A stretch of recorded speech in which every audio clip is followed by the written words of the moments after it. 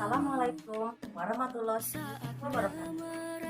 Kenalkan, nama saya Bu Erlina, mengajar di SMA Negeri 4 Papua. Pada kesempatan ini saya adalah mahasiswa di kategori 2 tahun 2022 PTK Universitas Sriwijaya Prodi Pancasila dan Wahana. Saat ini saya akan melaksanakan kegiatan PPL Rencana Aksi Keempat. Kita belajar Pancasila, kita bernafas dalam sila-silanya. Kita belajar Pancasila, ayo kita jaga untuk Indonesia. Bersatu dalam perbedaan, berpegang tangan dan berlari. Singkirkan egomu, oh kawan, demi negeri. Assalamualaikum warahmatullahi wabarakatuh, anak-anak. Waalaikumsalam warahmatullahi wabarakatuh. Apa kabar? Baik. Alhamdulillah ya, semuanya baik. Berdoa dimulai. Bismillahirrahmanirrahim. Rabbi zidni ilma warzuqni fahma. Amin. Ini ada sebuah film supaya memotivasi anak-anak ya.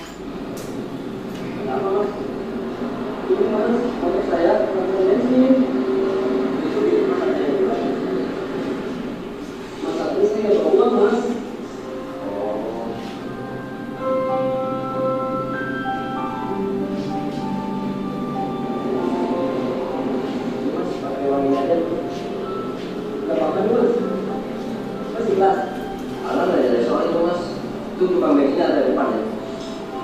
Jadi inilah judulnya tentang nilai-nilai demokrasi ya, anak-anak ya. Yang pertama IKD 3.2 yaitu mengkaji sistem dan dinamika demokrasi Pancasila sesuai dengan Undang-Undang Dasar Negara Republik Indonesia ya.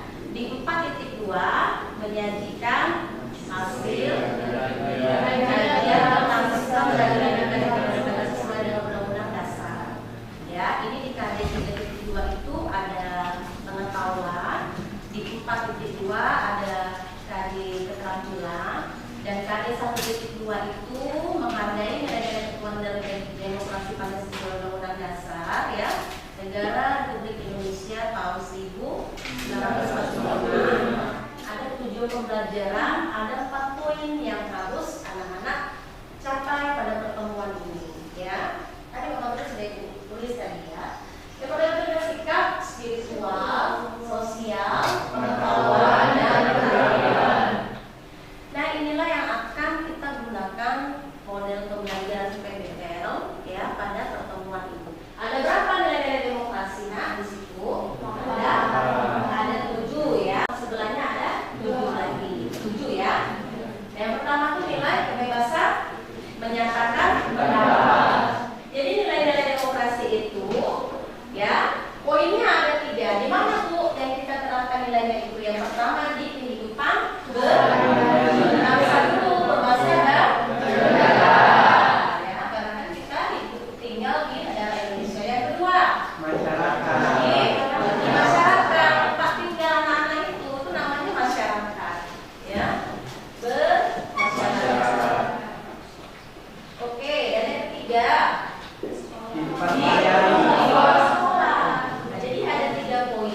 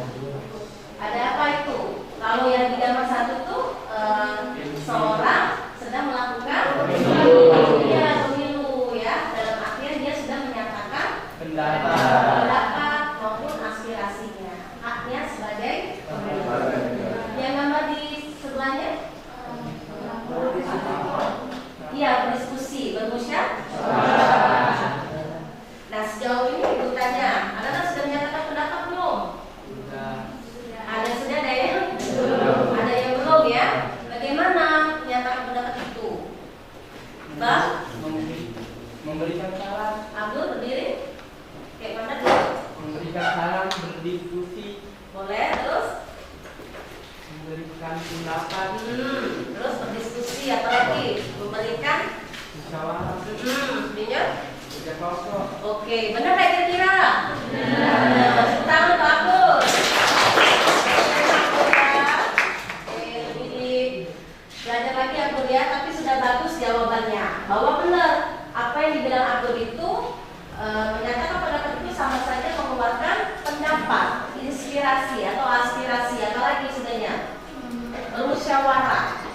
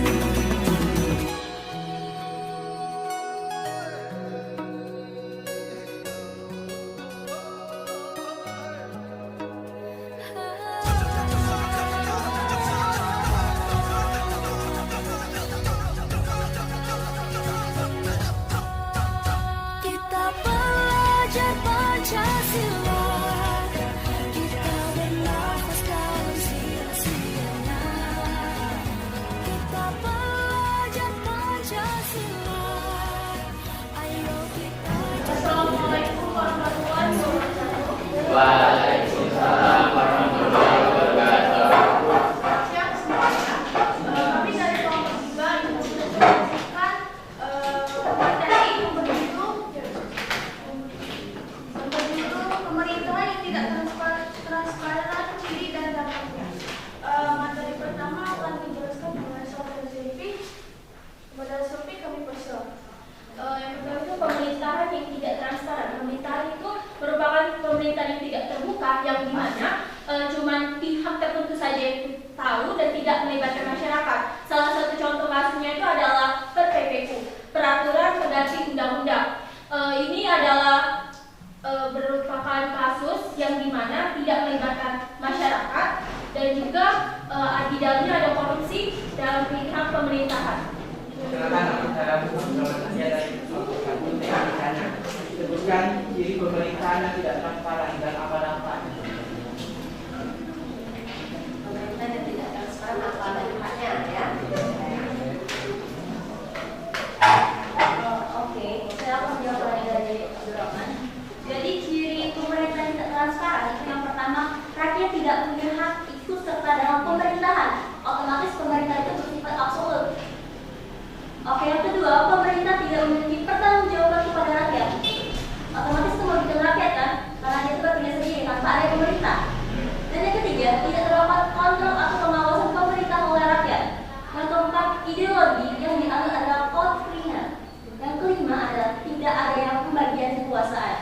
Jadi dampak dari penyelenggaraan pemerintahan yang tidak transparan adalah satu, muncul banyak penyimpangan seperti korupsi, kolusi, dan nepotisme. Dan yang kedua itu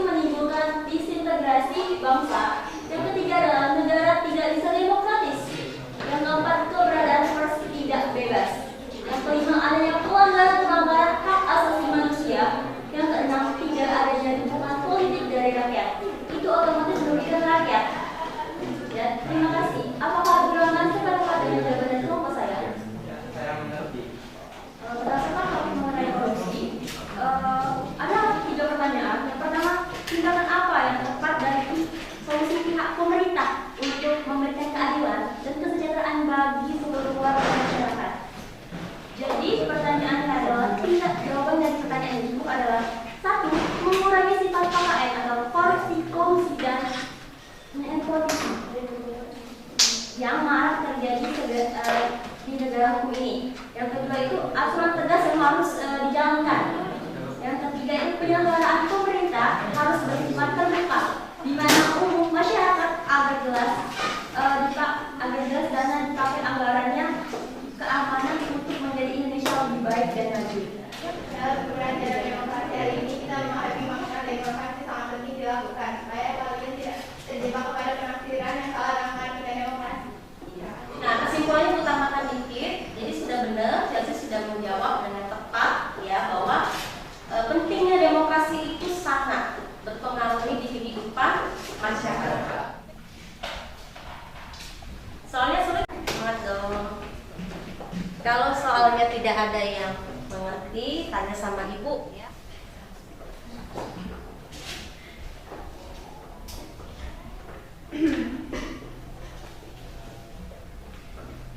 Ada yang sudah menjawab? Sudah. Ada yang belum? Sudah. Ini cek ya, ada orang berapa yang jawab ini? Oke, semuanya sudah menjawab ya. Gimana? Sangat mudah ya soalnya. Kira-kira hari ini pembelajarannya menyenangkan nggak? Ya. Kenapa bisa senang? Karena Ada games ya. Oke, itu apa lagi? Menarik ya. Jadi terus juga kita tidak terpacu kepada materi buku ya, kita juga menggunakan handphone ya mencari materi ya. Itu manfaat kita belajar hari ini. Kelompok mana? Kelompok 3. Marilah teman-teman sebelum mengakhiri pelajaran